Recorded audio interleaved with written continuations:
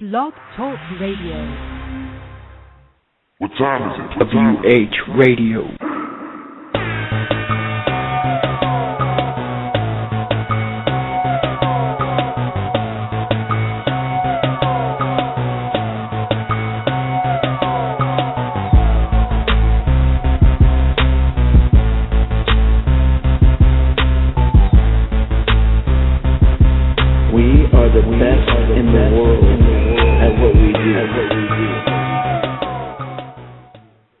Welcome back to WrestlingHeads Radio. You got Skits, and today here on WrestlingHeads, we have a different kind of show. I have just me, myself, but today I have an exclusive interview here with the gorgeous, beautiful Cheerleader Melissa. What's going on? What's going on? Thank you for having me as a guest on this show. Thank you for being on. It's been a while. I know me and you, we've been emailing each other back and forth, and we can finally get this going on, huh? I know. It finally all worked out at the end. Yeah. For those that are not familiar with Cheerleader Melissa, she is probably one of the best female wrestlers in the game right now, in my opinion. You can catch her with Shimmer. She's also a former TNA knockout. She's done a lot. But let's get into this interview here. Excellent. Speaking of Shimmer, they'll be returning WrestleMania weekend. You want to touch bases on what's going on that weekend with the?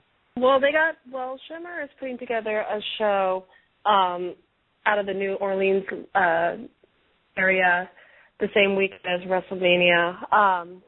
Matches have been announced yet at this time, but as of right now, yes, I'm still the Shimmer champion, and it's definitely going to be a very, very exciting weekend for wrestling. You know, not only there's going to be other promotions in the area running shows as well as Shimmer, so it's going to be a very, very exciting time for professional wrestling. Yeah, speaking of different shows going on that weekend, I know there's been a lot of talk about next year. About the WWE taking away, indie events like during WrestleMania weekend. What are your thoughts on that? That's actually the first time I've heard anything about that. I mean, you're saying that WWE is going to be not allowing other companies to run in the area? Yeah, starting in 2015. Honestly, that's the first I've heard anything about that and from you. So I'm not exactly sure about that. I don't think I really have anything to say about that until those rumors are confirmed true. Yeah, I mean, me as a fan, because I plan on going to WrestleMania 31, and it would be nice to go to some indie shows, as also go to WrestleMania. But hopefully those are false lies, but hey, we'll see. You also been in Shimmer. Can you talk about some of your memorable matches in the company? Excellent. What matches did you have in mind you want to talk about? Let me see. There's a lot that we can go over. There certainly is a lot. I'm probably the only one that's been in every single Shimmer show. I am the last and standing OG of the company. Is there one that you can go back and say, like, this is one of my favorite matches? Is there a girl that you had that great chemistry with? There's a lot of chemistry throughout Shimmer. I would say the shot heard around the world that really launched things off was when some of the first matches between myself and Mischief. Those were matches that had a lot of creativity in it. Mischief, when you watch those videos, I have a lot of. Just so you know, all of Shimmer matches are available on ClickWrestle.com. But if you go to check out those Mischief matches, especially the first time we wrestled each other, I discovered her flexibility on accident, and definitely used it to my advantage, so to speak. And it was a lot of fun and a lot of memorable moments that really got things kicked off for me at the beginning of Shimmer. Yeah, and also you guys even formed a tag team. How was it like working with her as a tag team? Like you mentioned earlier, when the chemistry is there, the chemistry is just there. Whether we had to wrestle each other or whether we had to tag with each other, the chemistry was just there. Yeah, Mischief. I've seen her a couple of times. I heard in California this past year. I think she hosted a couple Wrestling Cares event. Speaking of Wrestling Cares, you actually showed up and you wrestled Karina Waters, also known as Winner. And the funny part about it is you guys both were in TNA at the same time, and I don't believe you guys ever met. Actually, we were not in TNA at the same time at all. We may have been booked on the same show on the Knockout One Night Only DVD. That was last year. But other than that, no, we were not in the company at the same time. Okay. But that was the first time that you guys wrestled at the Wrestling Cares, right? Absolutely. That's the very first time her and I ever stepped in a ring together was at that Wrestling Cares event. Can you touch bases on that match? Did you enjoy the match? Can you like? Well, I mean, I don't think the focus was really around the match or anything. Was the chemistry there? Yeah, of course the chemistry was there. Wrestling Cares, though, is a very, very unique company. They kind of treated the wrestling matches a little more sporty feel as to how many pinfalls within a short amount of time frame, and depending who gets the amount of pinfalls is the winner. So it was, to say the least, a match that presented unique challenges that I've never really had to deal with in any other company. But, I mean, nonetheless, I really enjoyed my time there. Yeah, speaking about Wrestling Cares, we had Dave Jackson here on the show not too long ago, and we were talking to him like it would be sweet if if they had like a Wrestling Cares tournament, but nothing but women. Would that be something that you would be down to do? A race for the ring for women's wrestlers? I think that would be a very, very unique product. I think that's definitely more to the promoters of Wrestling Care if they want to move forward with a project like that. That's, not any of the female wrestlers to decide, but if that's something they want to move forward with, I think that's a different idea, a very unique product, to not just have another women's wrestling tournament, but one with time limits, and whoever gets to those pinfalls advances to the next round. That's absolutely a unique idea. Yeah, it would definitely be something different because you really don't see that many type of Iron Man type of women's matches. You don't see that. You don't. No, yeah. You don't. So if that's something they want to move forward with, that would be very neat. If they don't, maybe another company will. I'm just throwing it out there. If there's any promoters listening, take that idea. Because if I was running something, I would probably do something like that. But yeah. Said that. Also, I hear you're back doing. You're back out here in California. You'll be working with Hudson Envy. Actually, on the 1st of March. Yeah. Hudson Envy. I know me as a fan of hers. I know she's definitely, I would say, one of the up-and-coming female wrestlers who's been doing great lately. Are you looking forward to this match? Of course. I mean, it's always nice and refreshing to get in the ring with someone that I've never gotten in the ring with before. And it's going to be at, the Aztec Wrestling, and Hudson Envy.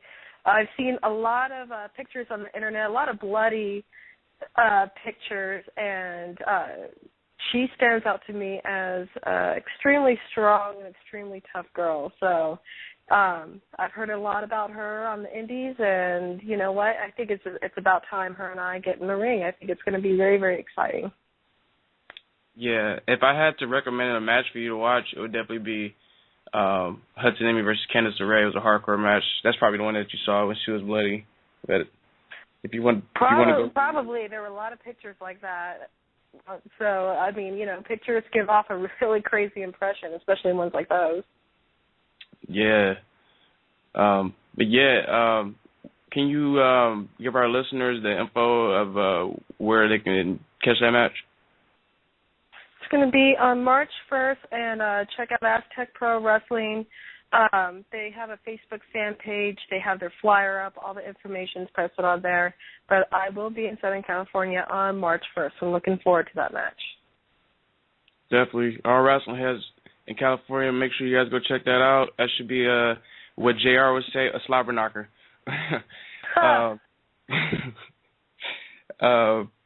But I want to also touch bases. PWI, they named you as #1 for 2013 Women's Wrestler of the Year. What are your thoughts on that? Because there's a list of girls that also could have had that spot. But what are your thoughts on that? I'm extremely honored to have that #1 spot. You know, I've been in professional wrestling my entire life. It's not, you know, it's a family. I grew up in the business. I didn't get into professional wrestling, and pro wrestling definitely has its ups and downs. There's times that, you know, you want to throw in the towel, and there's times that it's going very well. And all in all, I love my craft. I love, you know, working in the ring. And to just and I have a ton of respect for PWI, and what wrestler doesn't? They've given the list and given our wrestling, you know, news and information for so many years. And it was just a really nice feeling to see all my years of hard work, you know, pay off in such a reputable magazine. And I definitely want to, you know, once again, I'll thank PWI 1,000 times for that. But then again, I'm not finished yet, you know. I still got a few more years left in the business, and, you know, we never know. The business changes all the time, and you never know what life's going to bring us. Yeah. You also mentioned that, you know, your family is also in the business. Your father used to wrestle. Am I wrong or right? Yeah, both my father and my uncle. My uncle was Billy Anderson. My father was Doug Anderson. They wrestled. They wrestled a lot in the independents in Southern California in the late '80s. They actually used to work for Carl Lauer, who's now the former president of the Cauliflower Alley Club. And Billy Anderson came out with a book as well. And if you get his book. Get Billy Anderson's book, there's a ton of childhood photos of me in there, you know, which I think is just so funny that he actually put those photos in there. But, yeah, it's a business that I grew up in, and it was always around, and it's something that was just very normal in my life. Yeah, definitely. I'm actually a big fan of, like, you know, wrestlers, basically like a family that all, like, wrestle. Like, for instance, you know, you got different generations, like, for instance, you know, Dusty Rhodes, Goldust, Cody Rhodes, you know, you got Bret Hart and the Harts, you know, it's definitely a fan of that. Me and myself, so, yeah. The next thing I want to cover, AWS on May 31st, you would be appearing and you would be going against Serena Dibs. And this is the first time you guys also wrestle too, right? This will be me and Serena's first singles. We've been in a couple matches together. I think both of them might have been four-way. But as far as Serena, this will be our first singles match at AWS. Can you talk to us about you meeting Serena one-on-one? What the AWS fans can look forward to? Well, probably the same thing that I'm expecting. Expect the unexpected. I don't really have much to say for someone I've spent so little time in the ring with. Obviously, she's extremely, extremely highly respected in the business, and obviously a very, very talented wrestler. With a few minutes I've got to spend in the ring with her, so I'm expecting the unexpected. Nonetheless, hopefully a really, really good match. Yeah, definitely. I'm gonna hopefully I'm there since I'm out here in SoCal. Because I know I might have work that day, but we'll see. I'll try to take that day off so I can check it out. So AWS, May 31st, ladies and gentlemen. That's actually also the women's tournament show, too.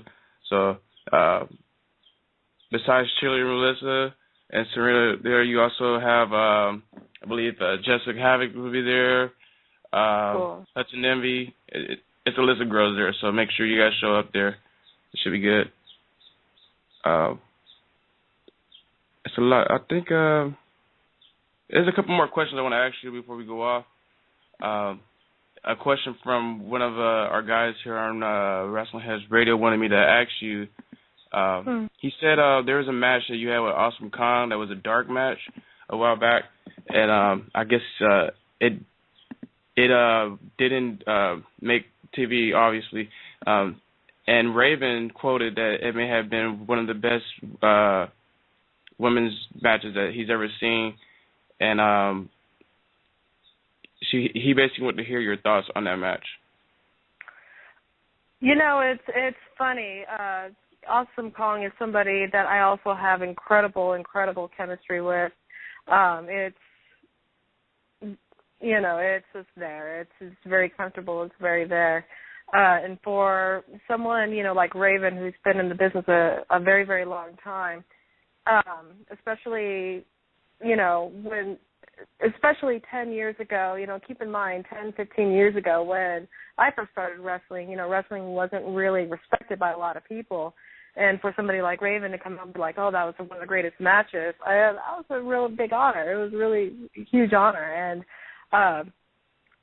the thing that works with me and Kong is that even though we weren't in Japan together at the same time, all of our fundamentals and foundation of how we wrestle and how we train came from Japan, and came from a lot of the very similar trainers and very similar, if not the exact same training.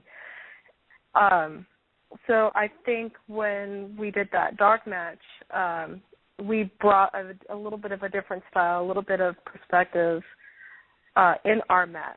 And it's unfortunate that her and I didn't have more matches together, but I really wish I saw that match on tape. I would have loved to reflect back on that as well. Yeah. He also wanted me to ask one more question. He said, do you think TNA dropped the ball at that time by not putting that match on TV? No, I'll never say that they dropped the ball on anything, because it just doesn't. The business doesn't really work like that with television. They have certain regimens to follow, certain storylines that they need to go with, and if something just didn't work out for television or didn't fit in with the company standards, then it's just not going to, then it's just not going to happen, or it's not going to air. I mean, I don't think dropping the ball is the correct language for that, but if things don't work out, things don't work out, and it's just simply business. Yeah, I definitely understand where you're coming from. Melissa, I know you said you had not too long here on the show. Can I ask you one more question? If yeah. That's fine. Okay. Yes, you may ask. Melissa, there's a picture with you and, as the fans know, as Viscera on your Twitter. Can you tell us some stories about you being friends with him? Absolutely, sure. Big Daddy V. That probably was one of the most random bookings I ever got in my entire life, was wrestling for All Japan. And All Japan doesn't do anything with women for anything. So for me to get booked with All Japan, normal All Japan men, was interesting and very, very unique experience. And that was a tour in Taiwan. And I was very fortunate. That's where I met him. Very fortunate to spend time with him. And what a cool guy. That guy had a heart of gold. Out of everybody that I know in this business, I mean, just what a heart of gold. We had so much fun together. Just a great guy. And probably my favorite thing that cracked me up was because he lived in Memphis, and he told me, it's just like, girl, Melissa, Jerry the King Lawler, he thinks he's the king of Memphis, but I'm the king of Memphis. He says, I'm the king of Memphis. Everywhere I go, every restaurant I go, everywhere I go, people know who I am. They don't know who Jerry is. They know who I am. Girl, I am the king of Memphis. God, he just had me crying, laughing on the bus. Just crying, laughing. Just like, I'm the king of Memphis, girl. Me, not Jerry. Oh, man. So that conversation, I mean, I could say more, but I mean, that conversation right there to me is priceless. Yeah, he'll definitely be missed. But I mean, we lost somebody very special, though. We lost somebody very, very special. Yeah. And so when the news hit, I was extremely, extremely upset about that. Yeah. Before we let you go, Melissa, when's the next time will I catch you at a PWG show? Oh my gosh, I don't know. That might have been my last and only time there. The stars just happened to be mine and happened to be in town, and I got to watch and enjoy that show. But you never know. Never say never in this business. Yeah, it was definitely a good night that night. But before we let you go, you want to throw out any plugs before we let you go? Yeah, sure, absolutely. For all of your wrestling needs, especially female wrestling needs, sign up for www.quickWrestle.com with tons and tons of wrestling content to suit all types of style matches of your preference. Also, I also want to throw out that, as a lot of people know, I'm a huge supporter of the San Francisco AIDS Block Foundation, and I have a new goal this year. I'm hoping to raise $10,000. Last year I was able to raise $5,000. So I'm going for the goal this time. I'm doubling it up. It's a wonderful, wonderful organization. They do a lot of work for our city. And I think it's very important as entertainment professionals that we need to give back to our communities. And that's part of the message I like to put out there, with my career and giving back. But thank you very, very much for your time and having me on your show. It was a true, true pleasure. Yeah, definitely. Did you want to put out your Twitter or anything? Yeah, I actually have two Twitter accounts. I'm not sure how that happened, but they're both mine. Don't worry. If you look up my name, Melissa Anderson, my main Twitter account that I use, the one with the picture of me and Big Daddy V on there, is Future Legend with the letters C and F at the end. So Future Legend CF, and the CF stands for Chick Fight. Also, my other Twitter account is CheerLDR Melissa. So follow both or one or the other, doesn't matter. I also got a Facebook fan page, and my accounts are linked to those, so all my updates on Twitter will show up on the fan page as well. Definitely. And also, I'll send you an email because I want to donate to that charity you were just talking about. So thank maybe you. Thank you. Maybe you can give me some info on that. So yeah, excellent. I'd be happy to. Thank you very much. Yeah, definitely. Again, we here on WrestlingHeads, we want to thank you for being on, and we'll see you soon. Yes. You have a good one. You too. All right, bye. All right, bye. Ladies and gentlemen, that was Cheerleader Melissa, Shimmer Women's Champ. It was great to have her on today here on WrestlingHeads. It's just me, myself, and I. I'm not going to do a full show, but, yeah, that was exclusive there. Before we go, I just want everybody to know, check out WrestlingHeads.com. We got all the breaking news from WWE, TNA, the Indies, International.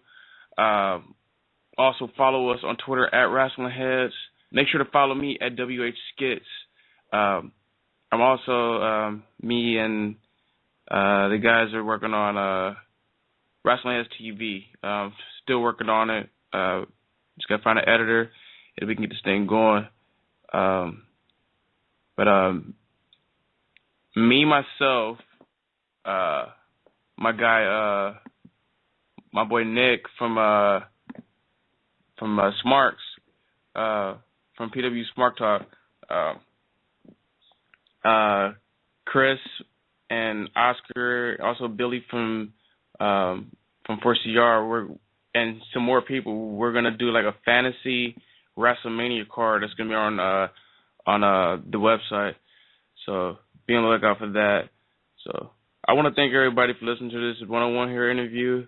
I hope everybody enjoyed. But you can catch WrestlingHeads later on this week. Until then, I'm Skits, and peace. What time is it? WH Radio.